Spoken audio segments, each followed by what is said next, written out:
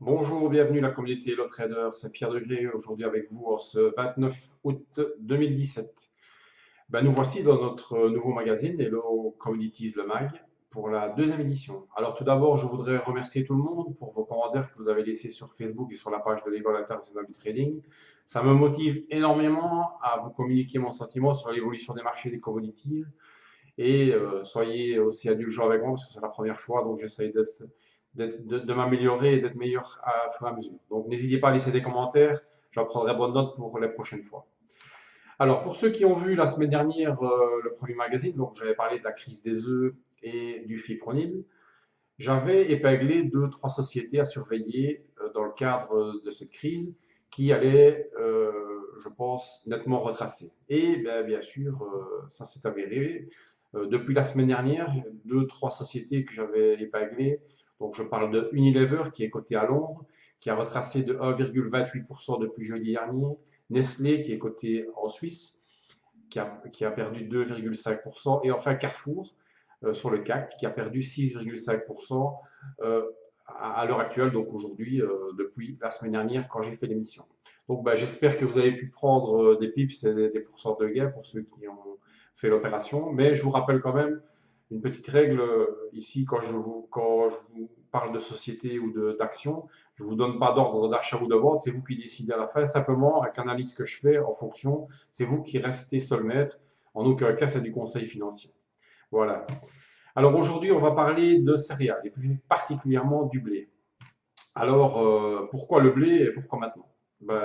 D'abord, il faut savoir que le blé, ça fait 29% de la production mondiale de céréales. Il n'y a que le maïs qu'on produit le plus, mais le blé, c'est très très important et c'est un très fort impact sur l'économie. Et il y en a dans tout, le blé, dans la farine, vous avez dans tout, dans tout ce que vous mangez. Et également, il faut savoir que 80% c'est de la production pour l'être humain et 20% de blé qui est produit pour la nourriture animale. Donc aussi, c'est un facteur super important qui n'est pas à négliger. Alors, comme je vous ai parlé, pourquoi est-ce que je vous en parle maintenant? Parce qu'il y a trois facteurs importants qui impactent le blé. D'abord, c'est la période des récoltes, c'est la période des rendements. Il y a eu par le passé des problèmes de météo. On va parler également de la période qui se situe entre septembre et décembre, qui est une période importante pour la production. Et on va parler aussi de surproduction mondiale et de manipulation des marchés et des mélanges. Donc, on va un petit peu faire un peu le tour de ce secteur pour que vous compreniez bien les tenants et les aboutissants. D'abord, on va faire pas de géopolitique, mais on va parler un petit peu des acteurs principaux mondiaux. Parce qu'il faut savoir qu'ici, on parle d'un marché qui est mondial. D'abord, pour commencer, pour vous dire que le numéro un mondial pour l'instant en production de blé, c'est la Chine. Je pense pas besoin de vous dire qu'au vu de la superficie du pays, forcément, ils ont des milliers d'hectares et ils produisent un maximum de blé, forcément. Vous avez les États-Unis en numéro 2. Vous avez l'Union européenne qui est scindée en deux, mais on va en revenir plus tard. Vous avez l'Inde, un nouvel arrivant qui a quelques années qui est sur le secteur et devient vraiment concurrentiel. Vous avez le Brésil aussi. Et vous avez la Russie qui maintenant est un peu plus seule, mais ça, on va revenir par rapport à ça. Alors, euh, la première chose qu'on va parler, c'est rendement. Il faut savoir que quand un grossiste ou une grosse multinationale achète du blé, elle le fait transformer pour en faire de la farine. Forcément, il faut savoir quand elle achète un type de blé, ce qu'elle achète et le rendement qu'elle va avoir. Parce que forcément, elle prend le blé, elle l'emmène au moulin, on en fait de la farine. Donc, c'est super important de savoir avec une tonne de blé combien on fait de farine. Donc, c'est des laboratoires qui testent on appelle ça les rendements, hein, donc en fonction de la provenance et de l'origine du blé. Et on fait des analyses, en fonction de ça, on définit le prix. Ça, c'est une partie de la définition du prix, mais ce n'est pas l'entièreté, mais ça en fait partie. Alors bien sûr, pour avoir un bon rendement ou un mauvais rendement, forcément, il y a des choses qui se passent par rapport au rendement. Donc forcément, la météo impacte forcément le rendement, puisque suivant qu'il y a une canicule ou suivant qu'il y a trop de pluie, ou que la météo n'est pas idéale, pour avoir un rendement optimal, ben forcément, ben, ça se transcrit sur le prix parce que forcément, ben, le rendement est moins bon, donc la qualité est moins bonne. Néanmoins, on va revenir plus tard parce que vous allez voir que dans le point 3, au niveau de manipulation de marché, vous allez voir que c'est très aléatoire. Néanmoins, qu'est-ce qu'on peut dire aujourd'hui, fin août? C'est qu'on a eu une canicule importante de début de l'année jusque mi-juin. Voilà. Donc là, on a eu un gros problème de canicule qui a fait que bah, le blé a eu du mal à grandir et a du mal à germer. Donc forcément, bah, ça a posé des gros soucis. En plus, suite à ça, on a eu des grosses périodes de pluie juste après le 15 juin qui ont inondé certaines régions du monde et qui ont fait que bah, forcément, trop de soleil, c'est pas bon et trop d'eau, c'est pas bon non plus. Donc il faut toujours, il faut la part des choses et c'est pas toujours évident. Donc, au jour d'aujourd'hui, ben, on a eu une sécheresse en Europe et en Europe de l'Est, on a eu une sécheresse aussi en Chine et en Inde.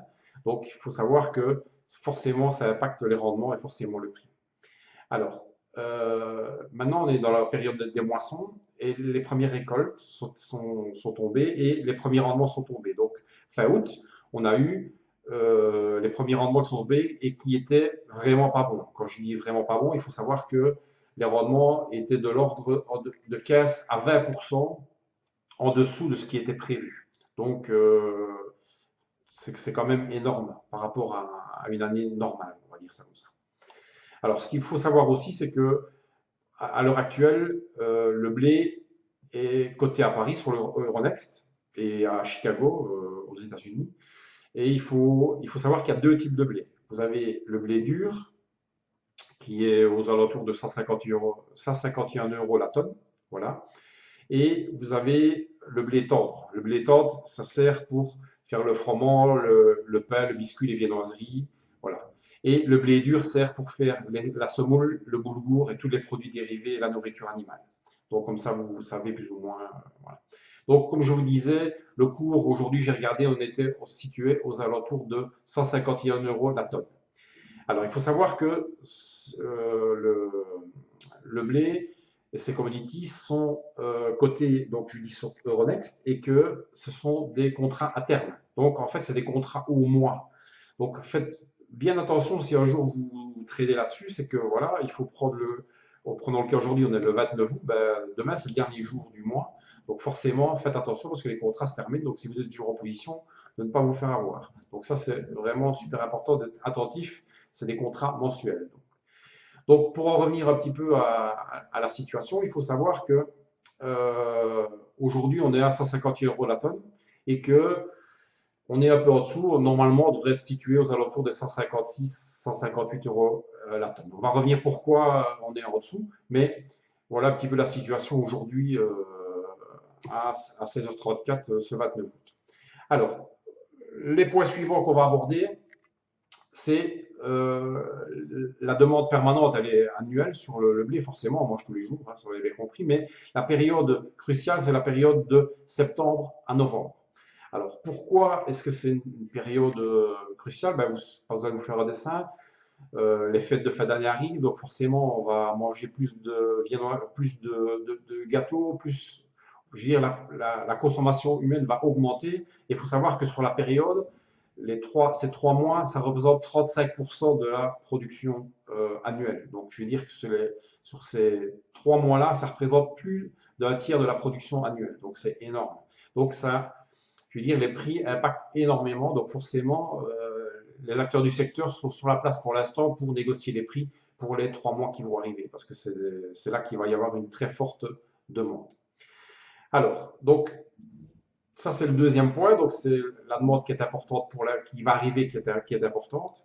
Et le troisième point qu'on va parler, c'est un problème qui est paradoxal, c'est que il faut savoir que au niveau du blé, on est en surproduction mondiale. C'est-à-dire qu'il y a des gens qui meurent de faim tous les jours.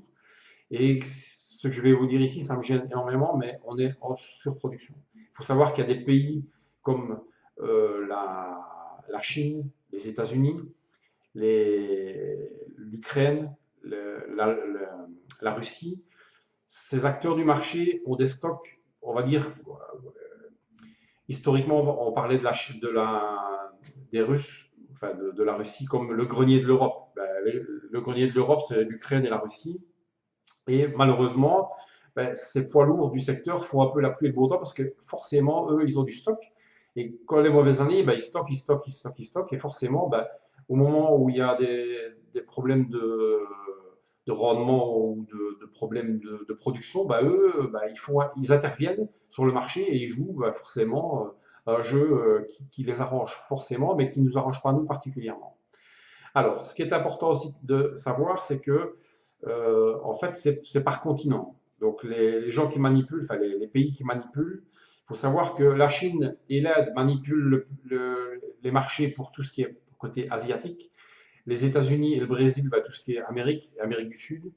Et alors pour l'Europe, bah, c'est la Russie et certains pays de l'ex-Union soviétique. Donc il faut savoir que ces trois, quatre gros acteurs donc, sont vraiment jouent à un jeu parfois très très dangereux parce qu'évidemment bah, ça impacte forcément les économies plus petites comme la nôtre. Voilà, il faut bien revenir, c'est que les poids lourds du secteur, bah, c'est eux qui font la loi. Enfin, je vous apprends rien, hein, c'est toujours les plus lourds qui font forcément le plus gros poids, hein, donc ça c'est sûr. Alors, bien sûr, il faut revenir sur le sujet qui nous intéresse nous aujourd'hui. C'est l'Europe. Parce qu'il faut savoir que on parle de l'Europe du Sud, on ne parle pas de l'Europe de l'Est, je parle de l'Europe du Sud. Donc les pays comme la France, l'Allemagne, l'Italie, le Portugal. Donc il faut savoir que ces pays-là ont énormément souffert. Pourquoi? Parce que il y a une sécheresse énorme dans tous les pays du Sud et forcément ben, ça a impacté le rendement et ça impacte la qualité du blé. Donc forcément, les pays qui sont dans l'Europe centrale, l'Ukraine, la Pologne et la Biélorussie, ben forcément, ils ont un gros avantage par rapport à nous parce que forcément, eux, leur rendement sera nettement meilleur que nous. Voilà. Et alors, ce qui est important aussi, pourquoi ça nous impacte nous directement, c'est que ben, je ne peux pas vous cacher, vous connaissez les cours et vous voyez ce qui se passe tous les jours sur les marchés. Vous avez vu l'envol de l'euro. Ben, je pense à vous dire que au niveau exportation, c'est une catastrophe pour les sociétés qui exportent, parce que forcément, avec un euro qui aujourd'hui dépasse les 1,20, ben, j'ai pensé à vous faire un dessin que ça va devenir très très compliqué pour eux pour concurrencer des pays comme le Brésil, comme les États-Unis ou comme l'Inde et la Chine. Donc là, on est dans une période très très dangereuse pour les acteurs européens du secteur. Voilà. Donc, ben, mon avis par rapport à tout ça aujourd'hui, ben, moi je pense que les cours vont mécaniquement monter parce que forcément, ben, vu que il va y avoir chaque année, ben, c'est pareil, donc je veux dire, il va y avoir une demande, donc forcément le prix va augmenter.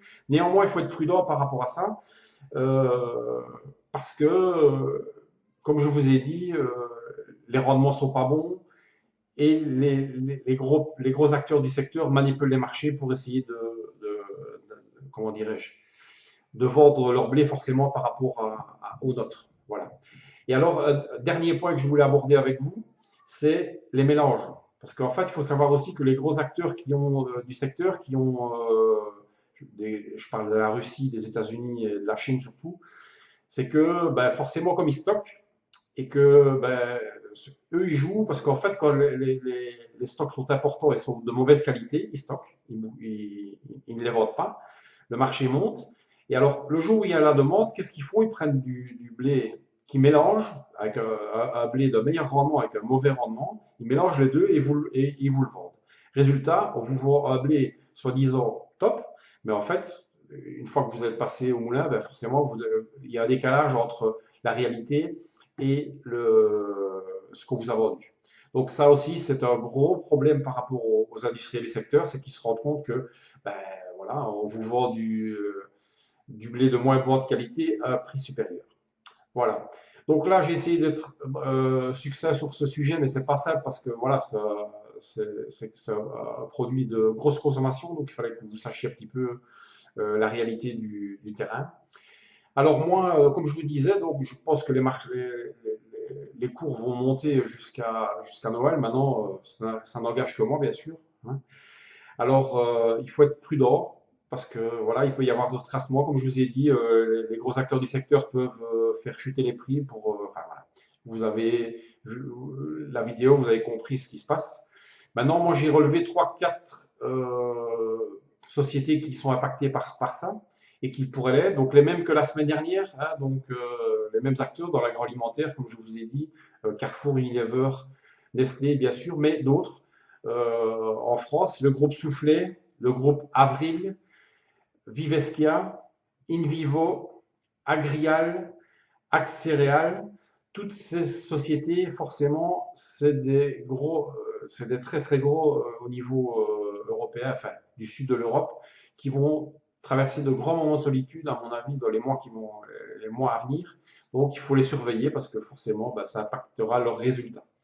Et voir, ben, forcément, ils font partie de quel groupe et ça va impacter quel résultat de quel groupe. Ça, je vous laisse gré d'aller voir.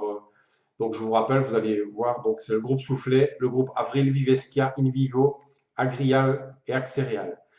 Voilà. Une dernière chose aussi, c'est que d'autres acteurs comme Panzani et Lustucru ben, aussi sont impactés par ces résultats à venir. Pourquoi? Parce qu'il faut des pâtes, ils ont besoin de blé. Donc, voilà. Donc, ça, c'est quelques petites astuces que vous pouvez aller voir pour suivre ces sociétés. Ben voilà, je vais vous laisser là. J'espère que ça vous a plu. N'hésitez pas à revenir vers moi et on se retrouvera la semaine prochaine pour la troisième émission. Et là, on parlera du cacao. Donc voilà, je vous souhaite une bonne fête de semaine, un maximum de gains sur les marchés et comme dirait Luc, take care, tchuss.